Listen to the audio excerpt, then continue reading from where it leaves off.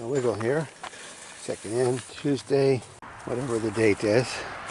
I haven't updated it in a little while, so I was just gonna show you what I've been up to and how things are going. There's my lettuce, spinach, carrot bed. Strawberries are coming along nicely. Still haven't had a good rain. We've been working on some Dirtworks on this bed here, seeing if we can bring the water up this way and kind of change these little dry beds. I brought all of my warm weather crops out of the greenhouse. Tomatoes, peppers, basil, some overwintered peppers there.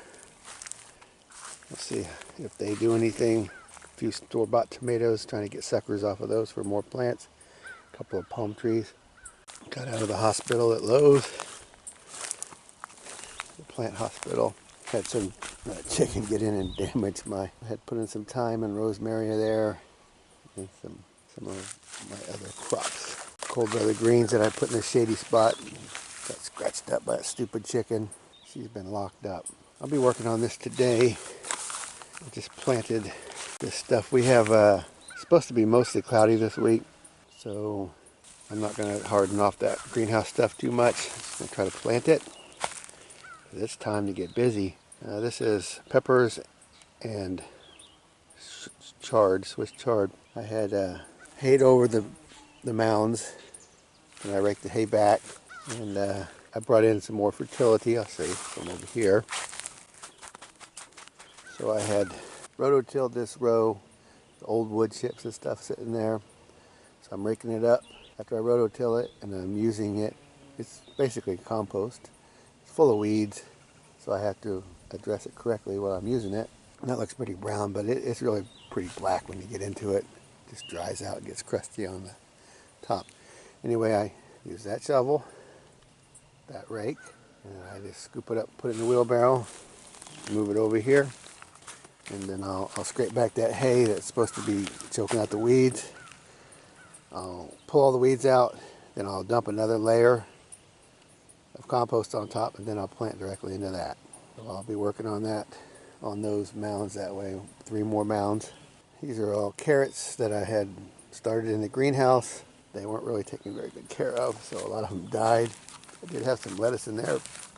Didn't make it. I wasn't watering very diligently. I was not giving them much of a break. So I'll be working on these beds later. I will show you what it looks like as I'm working on it. So now I'm going to show you what I've been busy working on. So there's my wood chips.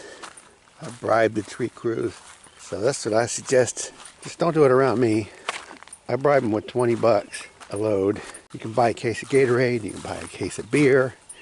Say, look, I'll give you this every time you bring it. A lot of people consider it trash. It is a valuable resource. They bring you 5,000 pounds of wood chips in the back of that truck. That's just black dirt waiting to happen, or that's mulch to keep your weeds from growing. Compost mulch. I do it all at the same time. Good stuff. I also use hay, spent hay. I like that. It each has its place. I've had some problems with wood chips. I kind of had a bias against them, but I'm putting them as mulch, and it works pretty well. So if you can get them, get them. And if you can get them for $20 or $30 a load, get dozens of loads if you can get them. I would take 100 loads, and I'd pay $20 a load if I can get them. Just out in the middle of the country. I think there's a thing called Chip Drop. If you're in the city and other websites like that, you can sign up and they'll bring you chips, and if you offer money, then you'll probably get more chips. So what I have been working on here, old produce stand that I will be hooking this charger up today. This charger. I want to let the cows out here. Anyway, more on that in a minute. Here's my new electric box. Use PVC conduit. I ran out a couple of 4-strand phone wires, which I can use for cameras to monitor this place. I brought this power out to run this fridge that we put produce and eggs in. There's our little cash box. There's a little camera. I will hook a camera up to this TV. That way people can watch themselves putting the money in the box. Just keeps the honest people honest. There's really never that much money in there, but I just don't want somebody just trying to yank the box off and running away with it. or the fridge or whatever. Not that we've had that much problem, but I did have 2 cases of beer in here once. That was for the chip guys. Somebody stopped by and stole it and didn't bring me any chips. They just took the beer and left no chips. So I think it was one of the various tree guys that I made a deal with. So it's a little funny. So I had gotten this number 10 stranded spool wire, 500-foot spools for like 20 bucks. It's just ugly color. So I just used it. I just wrapped different colored tapes around it. So I got a $140 roll of wire for 20 bucks, and I used 2 rolls. It's a 190-foot run here going to the corner of the house over there. So, and we used a white PVC. We used a vacuum to suck the wire through instead of a fish tape. It was so easy. Man, watch my other video if you want to know how to snake a wire. Easy, easy. So here's my new hydrant that I put in. Gotta be sure to put gravel around these things. And I used 3/4 black pipe. And that's a couple 100-foot run over to that loader. And we've started leveling it back out. Onto the charger today. I want to get out here, and I put in these Osage orange and potatoes and beans. Kind of started making a swale, or just a mound along here. See my potatoes coming up, some of my beans coming up. Most of the trees made it. Down there at that turn is kind of a dry spot. I lost a few trees, but I expected to lose some. So what I'm going to do is I want to put some poly net fence, and I'll tell you the brand, and don't buy it, or you can just look at it and figure it out. There's a better brand than the one I bought, but this is what I have. So I'm going to drive some steel rods in the ground. Steel rods are 10 feet each, so that's 120 inches. I'm going to cut it in thirds, 40 inches. I'm going to drive them in the ground. Then I'm going to cut another 8 foot. I'm going to cut them 48. Steel rods are 48. The 1 inch, 3/4 inch PVC, no, half inch PVC is 10 feet, 120 inches. I'll cut that to 40. And the fence that I'm putting up, the electric net fence, is 36. So I'm going to use the PVC to slide it over these little thin metal rods for my stakes, so I can really have a nice firm fence here. And I'll ground the charger over there on the ground for the electric box.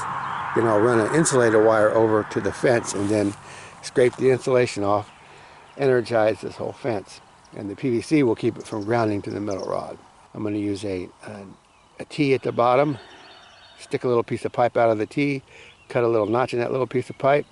That'll hold the bottom of the fence, and then the top of the top of the pipe, I'll put a notch in that. The metal rod will be driven down further than the pipe, so the pipe will not be touching the metal in any way. I mean, the fence, when I hang it on the plastic pipe, will not be touching the metal rod. It won't ground out. And I'm probably just going to use a grinder to cut these little metal rods. So anyway, I'm going to put this fence right along the left side, kind of right at the edge of the grass. And hopefully leave me a little room to get in here and work. I can just turn off the charger when I need to. But I need to get my lawnmower crew out here.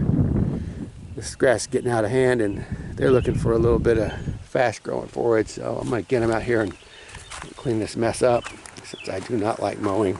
So I'll get this fence in. I go up and follow, go over that way. And I've got some trees there in the middle I'm going to have to do something with. Some healed in. I'll have to move them so they don't get eaten.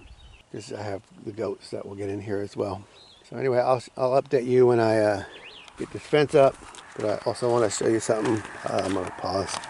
So when you're pounding in these ground rods, use that fence post driver, and I drove it down all the way till that hit the ground, and that was deep enough. I bought the wrong size ground strap. I bought a 1/2 inch, so I got to go back and get a 5/8 ground strap so I can strap that copper wire on right. But at any rate, I'm going to use the same ground for my electric fence. So I'll hook my charger, one side of it to this, the other side to the fence with that insulated wire, and then I will have a fence. I'm going to leave it up for a couple years until my Osage orange come along a little more nicely. Then they can stand some grazing pressure. Then I'll just take down the electric fence and let them weed all through that. I threw some crops in there for now just because I have the open space and I had all that disturbed dirt. So that won't be a continuing thing. Eventually it'll just be the tree that's intended to be there. And I may still put blackberries along there if I have enough sprouts and enough time. Now this yard is also way out of hand. There's supposed to be gravel there. So I'm going to put those panels up along the road, and I'm going to let the cows in here and let them clean it up. Then I'll weed eat it. I'll get the cows cleaning it up. That's needs to happen pretty soon because people don't even want to stop. It's a jungle. I'm going to walk this water line and show you a project that I'm intending to work on. The rest of this week is Tuesday today. So I'm going to work till Friday. I take Saturdays off. We let the little dirt out just so I can make sure my 100-foot splice, my water line, my coupling, make sure it doesn't leak. So this whole project kind of jumped out of the blue. My neighbor had rented a trencher and let me use it. So I got myself into trouble. I ran that thing the whole time he let me have it. He brought it over at like 6 o'clock at night. I ran it for a few hours, and then I got up at the crack of dawn and ran it, and he picked it up at like 10. So I just worked my butt off with that thing, and man, I'll tell you, it beat me up. Those trenchers are monsters. At least the one I had. I got all the different sizes of pipe I need. I laid them out days ahead of time and just let them relax. That way they're so much easier to work with than fighting that coil. So there's my 200-foot mark into my 3/4. So I've got a 3,000 gallon water tank coming. It's going to be sitting right here. See, we had to dig these ditches out by hand because chickens knocked more dirt in there, and the trencher didn't pull all the dirt out. So we got to dig it down. Our frost line's maybe 18 inches, but you know, we're moving in this mini ice age. I'm going to get those lines down as absolutely deep as I can. So I'm going to take the time to dig all the looseness out, get that pipe all the way down, and bury it back.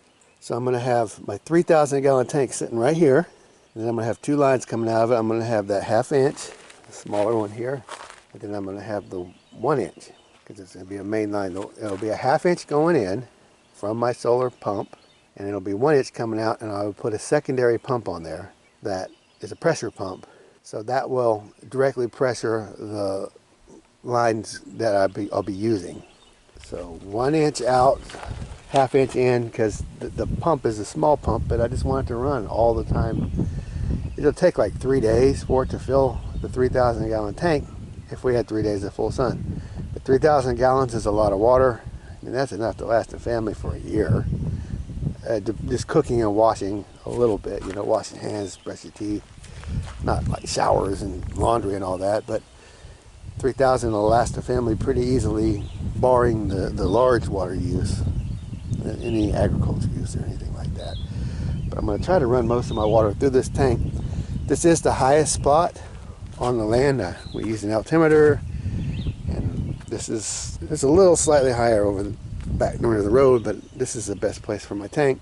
So hopefully we'll get some good gravity feed to most of the house and most of the usage points.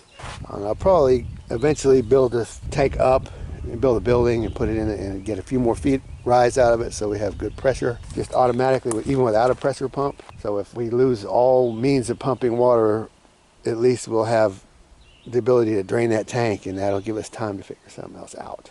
So anyway, 2 lines coming into this. My 3/4 will tee into that 1 inch.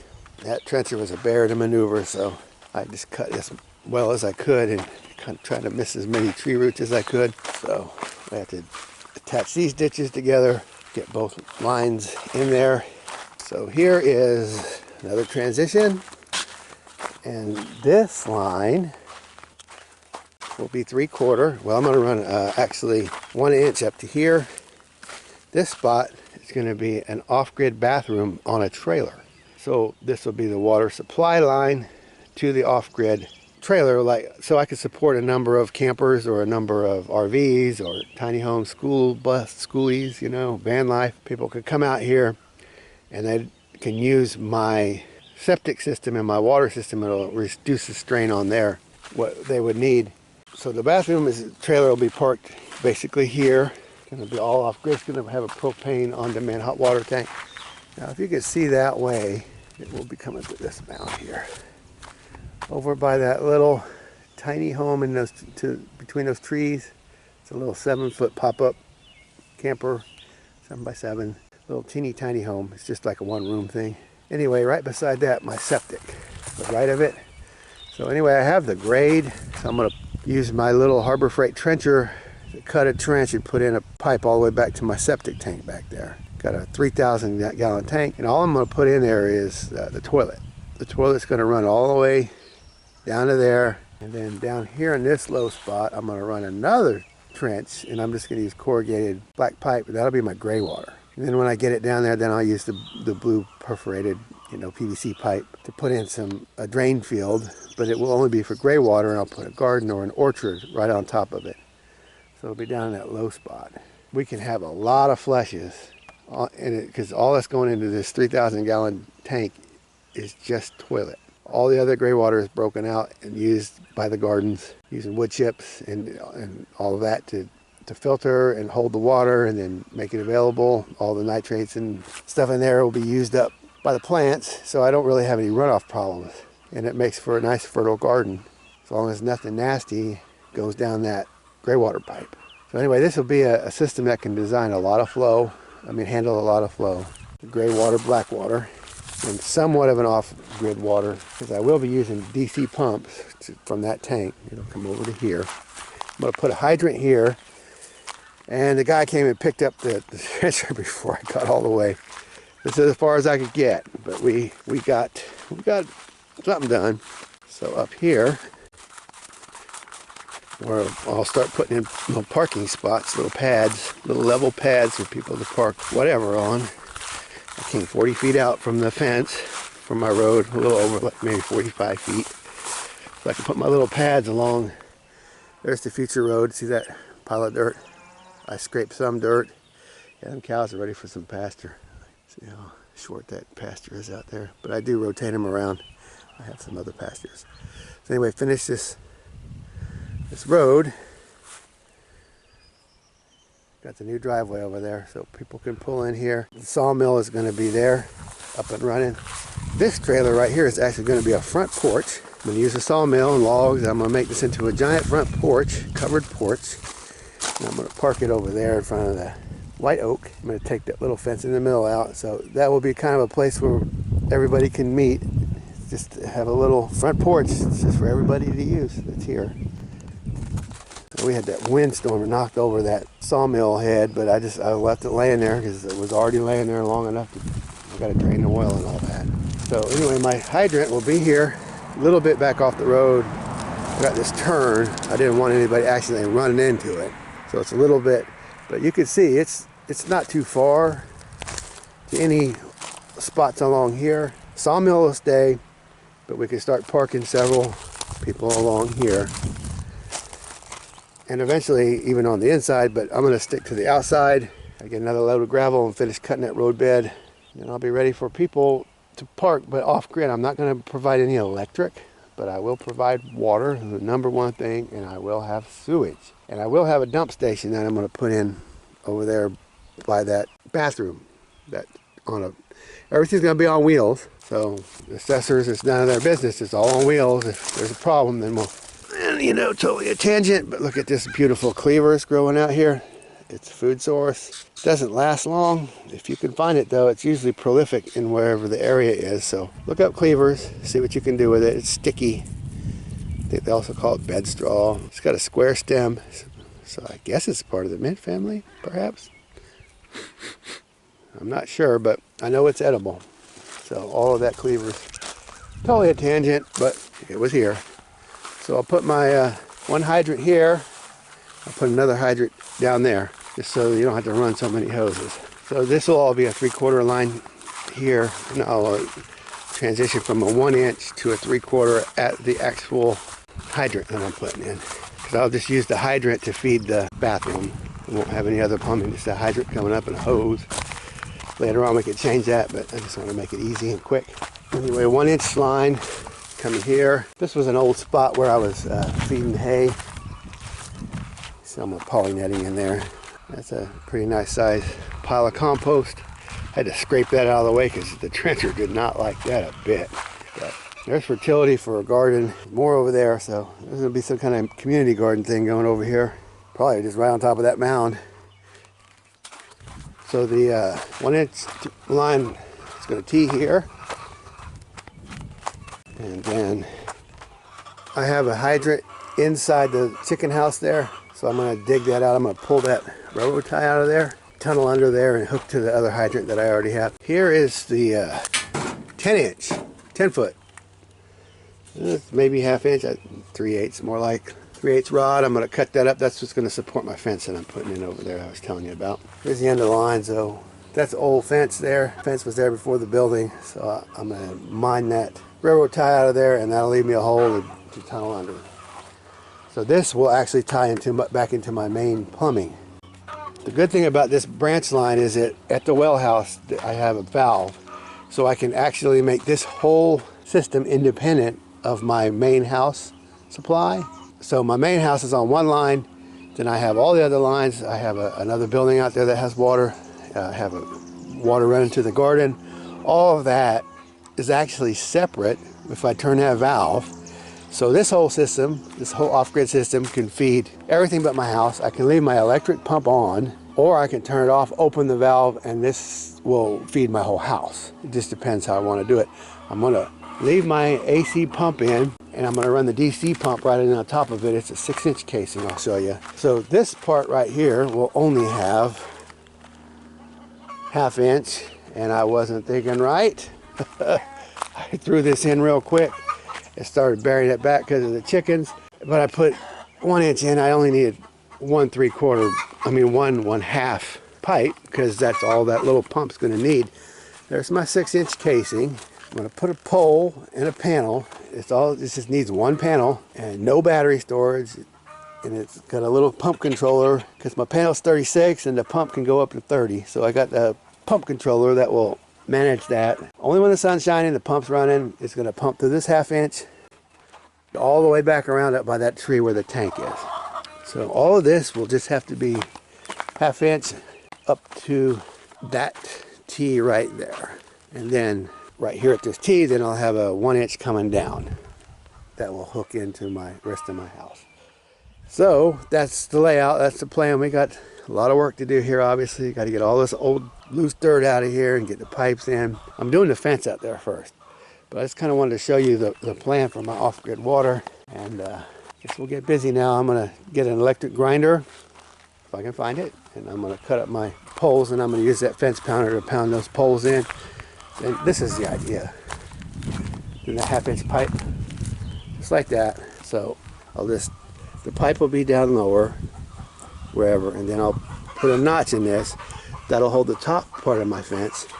Then I'll get the right length of pipe, and down here I'll have a T coming off.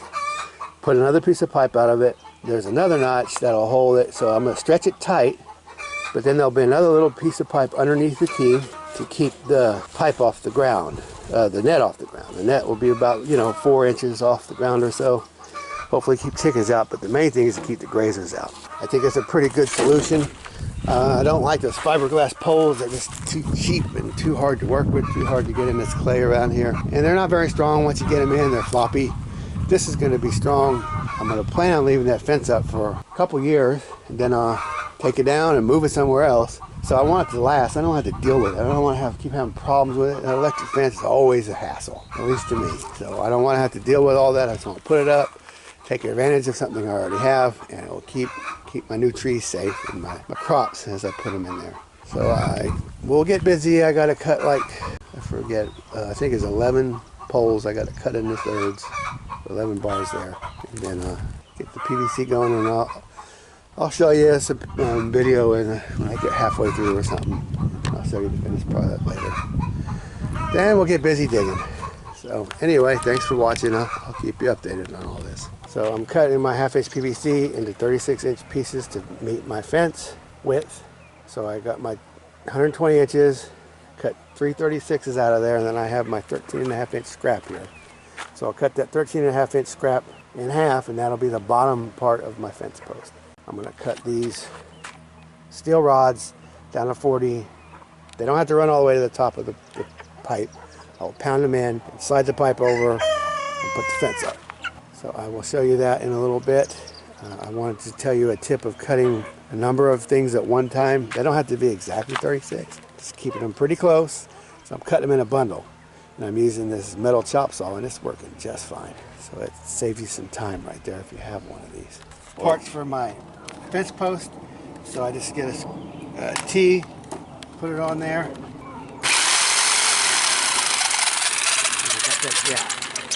So that's how I do the bottom part, and then the top part, pretty much the same thing.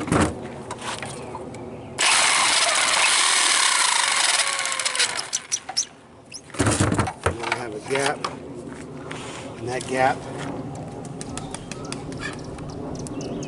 that's sit in there like that. That's it. Put it in. We're going to get the T, and we're going to put it, see this slot here, going to get them to line up. The slot's facing what will be downward. A piece of scrap. Put this on there. And we're going to 10 feet. Here you go, Michael. Right on the edge. Yep, not right on the edge of the grass. Go till it's about 6 inches off the ground. Hit it hard. Go ahead and hit it hard. That's good. That's good. Now throw your hammer. Then you're going to just keep moving your pipe down. Move your pipe down. And then put your pieces together. And that's it. We got the pasture ready in the front finally with the electric fence. So I'm calling the cows.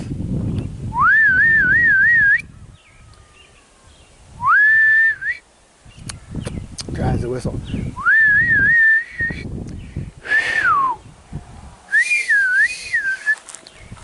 Not a very good whistler.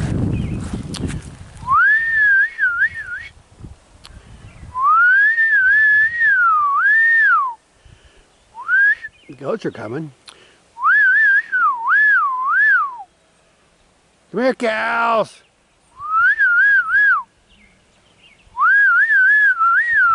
Here they come.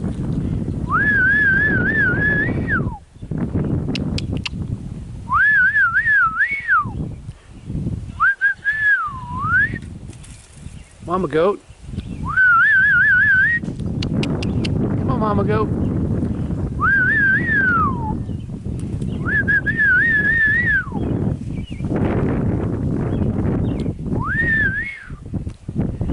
They don't look too empty.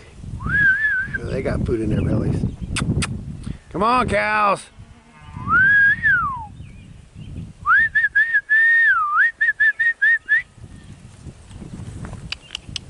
Come on, let's go eat some grass. Let's go eat some grass. That's right.